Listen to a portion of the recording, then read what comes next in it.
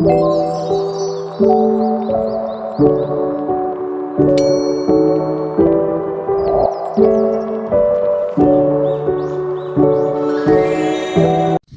saya di sini akan menjelaskan mengenai definisi asesmen, ruang lingkup asesmen beserta simpulan dari ruang lingkup asesmen yang diambil, jenis dan teknik asesmen yang diambil, serta usia anak yang menjadi objek dari asesmen ini. Yang pertama, definisi asesmen. Ada menurut beberapa ahli. Yang pertama, menurut Brewer menyatakan bahwa asesmen adalah pengumpulan dan pengevaluasian informasi mengenai performa individu, kualitas suatu program, atau keefektifan suatu kegiatan. Yang kedua, menurut Bandi. Menurutnya, asesmen adalah setiap proses kegiatan yang dilakukan untuk mengetahui kemampuan dan kelemahan setiap peserta didik dalam segi perkembangan kognitif dan perkembangan sosial melalui pengamatan yang sensitif. Yang ketiga, menurut Goodwin dan Wortham menyatakan bahwa asesmen adalah suatu proses untuk menentukan perilaku individu, karakteristik program, atau bagian dari suatu kesatuan melalui observasi dan pengukuran, lalu memberikan angka, tingkatan, atau skor nilai dari nilai asesmen atau hasil asesmen tersebut. Jadi dapat disimpulkan bahwa asesmen adalah proses kegiatan pengumpulan informasi terkait performa individu atau aspek perkembangan anak, kelebihan dan kelemahan perilaku serta karakteristiknya melalui observasi dan pengamatan, lalu memberikan angka, tingkatan, atau skor hasil asesmen tersebut. Penjelasan kedua mengenai ruang lingkup asesmen. Ruang lingkup asesmen ini yaitu terletak pada 6 aspek perkembangan anak. Ruang lingkup asesmen yang akan kami ambil yaitu mengenai aspek perkembangan kognitif anak. Penjelasan ketiga mengenai simpulan ruang lingkup asesmen yang diambil. Perkembangan kognitif mempunyai peranan yang penting bagi keberhasilan anak dalam belajar, karena sebagian aktivitas dalam belajar selalu berkaitan dengan masalah berpikir. Menurut Jean Piaget, kognitif adalah bagaimana anak beradaptasi dan menginterpretasikan objek dalam kejadian-kejadian di sekitarnya. Piaget memandang bahwa anak memainkan peranan aktif di dalam menyusun pengetahuannya mengenai realitas. Anak tidak pasif menerima informasi. Kognisi meliputi pengenalan, pemrosesan dan pengaturan informasi, serta penggunaan informasi dengan tepat. Faktor yang mempengaruhi perkembangan kognitif menurut Piaget yaitu bahwa pengalaman yang berasal dari lingkungan dan kematangan. Keduanya berpengaruh untuk perkembangan kognitif anak. Berkaitan dengan faktor lingkungan, pemerolehan pengetahuan anak semakin bertambah karena mereka melakukan percobaan, penemuan baru, dan modifikasi cara berpikir yang telah dimiliki untuk digabung dengan pengetahuan baru. Kemampuan seseorang dalam menangani informasi baru yaitu melalui adaptasi, di mana ada dua kegiatan dari adaptasi tersebut, yaitu asimilasi dan akomodasi. Asimilasi yaitu anak-anak memaknai setiap informasi baru berdasarkan pengalaman yang dimiliki. Namun pada waktu yang bersamaan, anak juga melakukan modifikasi pengetahuan yang telah dimiliki berdasarkan pengetahuan baru, yaitu akomodasi, yang jarang terjadi tanpa kemunculan asimilasi. Dapat dikatakan bahwa proses adaptasi atau asimilasi dan akomodasi ini terhadap lingkungan harus terjadi secara terus-menerus agar terjadi perkembangan kognitif. Sedangkan berkaitan dengan faktor kematangan, cara berpikir seseorang anak itu berbeda dengan cara berpikir seorang remaja dan juga berbeda dengan orang dewasa. Pembahasan yang keempat mengenai jenis dan teknik asesmen yang diambil. Jenis asesmen yang kami ambil yaitu tes perbuatan. Tes perbuatan atau praktik ini adalah tes yang menurut respon atau jawaban peserta didik dalam bentuk perilaku, tindakan atau perbuatan, dan tester atau peserta didik yang diminta untuk melakukan kegiatan khusus di bawah pengawasan pendidik atau penguji yang mengobservasi atau mengamati penampilan atau kemampuan peserta didik dalam mempraktikannya. Tes perbuatan mengarah pada penilaian penampilan, proyek yang dikerjakan, dan produk yang dihasilkan. Dan pendidik atau penguji melakukan proses pengukuran dan penilaian serta memutuskan kualitas kemampuan siswa dari hasil belajarnya. Lalu teknik yang kami ambil dalam asesmen ini adalah teknik observasi. Teknik observasi atau pengamatan atau autentik ini adalah suatu tindakan yang dilakukan guru untuk mengamati siswa untuk mendapatkan berbagai informasi atau data tentang perkembangan dan masalah pada anak. Untuk mendapatkan informasi yang sesuai yang diinginkan, guru harus menggunakan pedoman observasi. Penjelasan yang terakhir yaitu yang kelima mengenai usia anak yang diambil, yaitu usia 5-6 tahun. Menurut Piaget, usia ini pada kemampuan kognitif adalah anak mampu memahami angka, dapat menyebutkan lambang bilangan, Anak sudah mampu memecahkan masalah yang dihadapinya di dalam kehidupan sehari-hari. Anak sudah mengetahui sebab akibat. Anak sudah mampu menunjukkan aktivitas yang bersifat eksploratif dan menyelidik, atau seperti apa yang terjadi ketika air ditumpahkan. Sekian, terima kasih. Jadi, di sini saya akan menerapkan asesmen yang telah kami pilih pada anak usia 5 tahun. Kegiatan yang pertama, memecahkan masalah dalam kehidupan sehari-hari. Di sini saya akan menggunakan puzzle dan gambar labirin.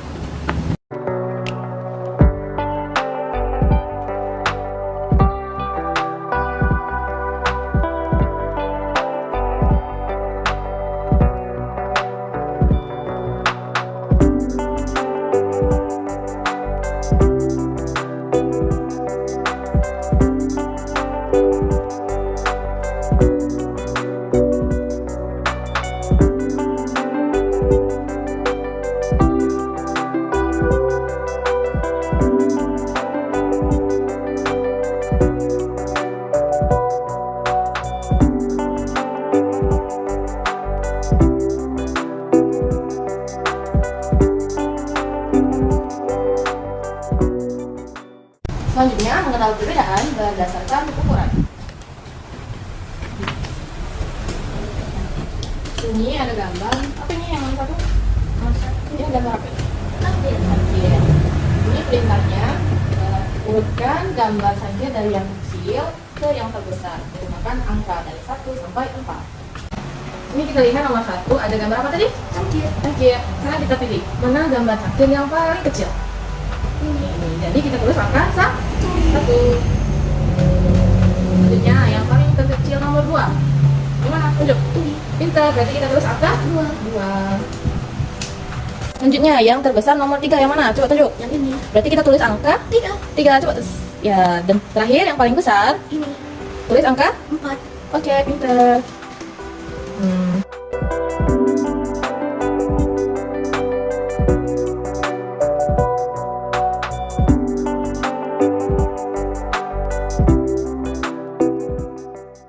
Selanjutnya saya akan menggunakan gambar hewan yang paling besar dan yang terkecil. Dan di sini saya akan mengajarkan pada anak lambang lebih dari dan kurang dari. Jadi, kalau lambangnya tertutup, berarti itu lebih dari. Kalau lambangnya terbuka, berarti itu Kurang dari. Nah, coba kalau gambar ini dia pakai lambang yang, coba tunjuk yang mana? Ini, berarti kurang dari. Ayo buat lambangnya. Oke, pintar. Selanjutnya, kegiatan yang terakhir ialah mencocokkan antara lambang dengan lambang bilangan. Coba ini gambar apa? Labu. Coba hitung labunya dari sini. 1, 2, 3, 4, 5, 6. Jadi total buah labunya ada 6. Yang mana angka 6? Tunjuk. Yang ini. Berarti tarik garis dari sini. Ke sini. Coba tarik garisnya.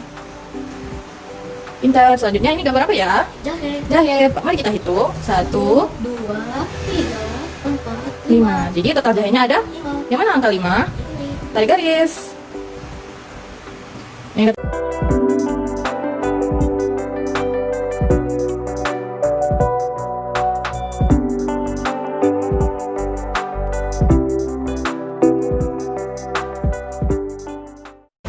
Jadi di sini kita akan menyanyikan nyanyi jari. Mari kita mulai. 1, 2, 3. Satu jari kanan, satu jari kiri, ku gabung jadi dua, ku buat jembatan panjang. Dua jari kanan, dua jari kiri, ku gabung jadi 4, jadi buat kamera cekrek. 3 jari kanan, 3 jari kiri, ku gabung jadi 6, jadi muat menara tinggi. 4 jari kanan, 4 jari kiri, ku gabung jadi 8, ku buat kelinci peng-peng. 5 jari kanan, 5 jari kiri, digabung jadi 10, ku buat tepuk tangan. Maka di sini saya akan menjelaskan tentang kisi-kisi dan rubrik penilaian. Kisi-kisi adalah suatu format yang memuat informasi yang dapat dijadikan pedoman untuk menulis instrumen. Sebagaimana yang kita ketahui bahwa sebelum melakukan asesmen, diharuskan terlebih dahulu harus menyusun instrumen. Nah, untuk menyusun instrumen yang baik, harus dipandu oleh rambu-rambu yang baik pula sebagai rujukan penyusunannya. Salah satunya yaitu dengan menyusun kisi-kisi. Adapun komponen dari kisi-kisi ini yaitu nomor, aspek perkembangan, subaspek perkembangan, indikator atau aspek yang dinilai, dan nomor deskriptor. Pada aspek perkembangannya yaitu kognitif. Nah, untuk subaspek perkembangannya ada 3, yaitu memecahkan masalah, berpikir simbolik, dan berpikir logis. Memecahkan masalah adalah kemampuan pemecahan masalah anak usia dini untuk menggunakan pengalamannya dalam merumuskan, mengumpulkan data, membuat keputusan, dan membuat kesimpulan tentang informasi yang mereka peroleh. Lalu, kemampuan berpikir simbolik adalah kemampuan anak untuk berpikir tentang objek dan peristiwa, walaupun objek dan peristiwa tersebut tidak hadir secara nyata di hadapan anak. Lalu berpikir secara logis adalah suatu proses berpikir dengan menggunakan logika, rasional, dan masuk akal. Dalam berpikir logis, anak akan mendapat membedakan dan kritis terhadap kejadian yang terjadi pada anak saat itu, apakah kejadian itu masuk akal, serta sesuai dengan tidaknya ilmu pengetahuan yang ia peroleh. Pada subaspek pemecahan masalah, indikatornya yaitu memecahkan masalah sederhana dalam kehidupan sehari-hari dengan cara fleksibel dan diterima sosial. Lalu pada subaspek berpikir simbolik, indikatornya yaitu mencocokkan bilangan dengan lambang bilangan. Pada subaspek berpikir logis, indikatornya yaitu mengenal perbedaan berdasarkan ukuran lebih dari, kurang dari, dan paling atau ter. Nomor deskriptor disesuaikan dengan deskriptornya. Penjelasan selanjutnya yaitu tentang rubrik. Rubrik adalah alat atau instrumen bagi pengajar untuk menetapkan kriteria penilaian terhadap anak. Tidak hanya berguna bagi para pengajar, alat ini juga bermanfaat bagi siswa. Rubrik mendefinisikan secara tertulis apa yang diharapkan dari siswa untuk mendapatkan nilai tertentu. Komponen-komponen dalam rubrik yaitu ada nomor, indikator atau aspek yang dinilai, deskriptor, perilaku, skor. Nah, di sini saya akan membahasnya satu-satu. Indikator. Indikator adalah perilaku yang dapat diukur atau diobservasi untuk menunjukkan tingkat pencapaian anak. Lalu deskriptor. Deskriptor adalah uraian dari aspek yang dinilai. Skor. Skor adalah perilaku. Perilaku adalah sikap anak dalam mengikuti deskriptor tersebut. Lalu skor. Skor adalah angka penilaian. Jika skor 4 artinya anak sudah berkembang sangat baik. Jika skor 3 artinya anak sudah berkembang sesuai harapan. Jika skor 2 artinya anak mulai berkembang, dan jika skor 1 artinya anak belum berkembang. Pada indikator memecahkan masalah sederhana dalam kehidupan sehari-hari dengan cara fleksibel dan diterima sosial, terdapat 3 deskriptor, yaitu yang pertama mengerjakan match yang lebih kompleks dengan 3-4 jalan dengan perilaku. Anak tersebut sudah mampu mengerjakan atau mencari jejak yang lebih kompleks 3-4 jalan dengan benar, dan bahkan sudah mampu membantu mengerjakan match temannya. Dan pada perilaku ini diberikan skor 4. Selanjutnya yaitu anak sudah mampu mengerjakan match yang lebih kompleks 3-4 jalan dengan baik, diberikan skor 3. Lalu anak sudah mulai mampu mengerjakan match yang lebih kompleks 3-4 jalan, namun sering salah jalan dalam mengerjakannya dan masih dengan bantuan guru, dan diberikan skor 3. Dan diberikan skor 2. Anak belum mampu mengerjakan match yang lebih kompleks 3-4 jalan, diberikan skor 1. Deskriptor yang kedua yaitu memecahkan masalah. Dalam bermain puzzle dengan perilaku, anak sudah mampu mengerjakan puzzle dengan baik dan bahkan sudah mampu membantu mengerjakan puzzle temannya. Diberikan skor 4. Anak sudah mampu mengerjakan puzzle dengan baik, diberikan skor 3. Anak sudah mulai mampu mengerjakan puzzle, namun sering salah dan sangat lama, serta dengan bantuan guru dalam mengerjakannya. Diberikan skor 2. Dan anak belum mampu mengerjakan puzzle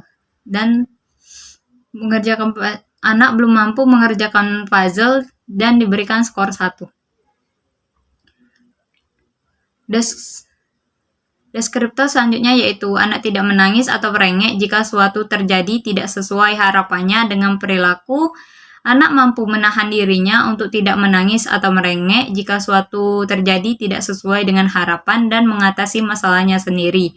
Diberikan skor 4. Anak mampu menahan dirinya untuk tidak menangis atau merengek jika suatu terjadi tidak sesuai harapan namun masih dibimbing oleh guru.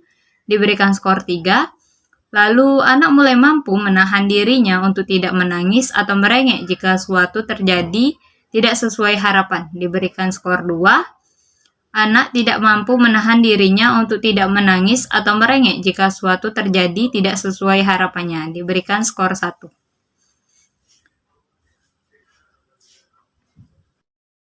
Yang kedua yaitu mencocokkan bilangan dengan lambang bilangan. Terbagi menjadi 2 deskriptor. Yang pertama yaitu menghitung lambang bilang dan mengetahui angka pada bilangan dengan perilaku. Anak sudah mampu menghitung lambang bilangan dan mengetahui angka pada bilangan dengan baik, dan bahkan membantu temannya untuk menghitung dan mengenal lambang pada angka dengan baik. Diberikan skor 4. Lalu, anak sudah mampu menghitung lambang bilangan dan mengetahui angka pada bilangan dengan baik secara mandiri. Diberikan skor 3. Anak mulai mampu menghitung lambang bilangan dan mengetahui angka pada bilangan, namun masih dengan bantuan guru dengan skor 2. Anak belum mampu menghitung lambang bilangan dan mengetahui angka pada bilangan. Diberikan skor 1. Deskriptor yang kedua yaitu menarik garis dan mencocokkan gambar sesuai lambang bilangan dengan tepat. Dengan perilaku, anak sudah mampu menarik garis dan mencocokkan gambar sesuai lambang bilangan dengan tepat dan bahkan membantu temannya untuk menarik garis dengan benar. Diberikan skor 4. Anak sudah mampu menarik garis dan mencocokkan gambar sesuai lambang bilangan dengan tepat, namun masih dengan bantuan guru. Diberikan skor 3. Anak mulai mampu menarik garis dan mencocokkan gambar sesuai lambang bilangan, namun masih banyak coretan salah pada kertas. Diberikan skor 2. Anak tidak mampu menarik garis dan mencocokkan gambar sesuai lambang bilangan, yaitu dengan skor 1. Indikator yang ketiga yaitu mengenal perbedaan berdasarkan ukuran lebih dari, kurang dari, paling atau ter, dan dibagi menjadi 3 deskriptor. Yang pertama yaitu anak mengurutkan benda dari yang terbesar dan terkecil dengan perilaku. Anak mampu mengurutkan 5 benda dari yang terbesar dan terkecil, diberikan skor 4. Anak mampu mengurutkan 4 benda dari yang terbesar dan terkecil, diberikan skor 3. Anak mampu mengurutkan 3 benda dari yang terbesar dan terkecil, diberikan skor 2. Anak belum mampu mengurutkan benda dari yang terbesar dan terkecil, diberikan skor 1. Untuk deskriptor yang kedua yaitu anak menyebutkan benda paling terbesar dan terkecil dengan perilaku. Anak mampu menyebutkan benda paling terbesar dan terkecil dengan tepat dan membantu temannya untuk menyebutkan benda tersebut, diberikan skor 4.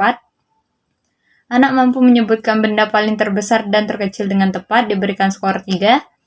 Anak mampu menyebutkan benda paling terbesar dan terkecil namun masih dengan bantuan guru, diberikan skor 2. Anak belum mampu menyebutkan benda paling terbesar dan terkecil, diberikan skor 1. Deskriptor yang ketiga yaitu anak membedakan benda yang berukuran lebih dari dan kurang dari.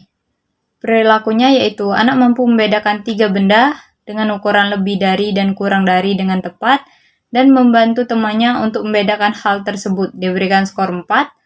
Anak mampu membedakan 2 benda dengan ukuran lebih dari dan kurang dari dengan tepat, diberikan skor 3. Anak mampu membedakan 1 benda dengan ukuran lebih dari dan kurang dari, diberikan skor 2. Anak belum mampu membedakan benda yang berukuran lebih dari dan kurang dari, diberikan skor 1. Simpulan perkembangan anak. Nah, setelah kami melakukan assessment melalui metode observasi, anak inisial CS yang berusia 5 tahun 9 bulan dalam kegiatan yang kami berikan, anak tersebut sudah mencapai tingkat BSB dan BSH. Yang dapat dilihat ketika anak melakukan kegiatan, anak tersebut sudah mampu melakukannya secara mandiri, baik dan benar, serta perkembangan kognitif anak tersebut sudah sesuai dengan indikator tingkat pencapaian.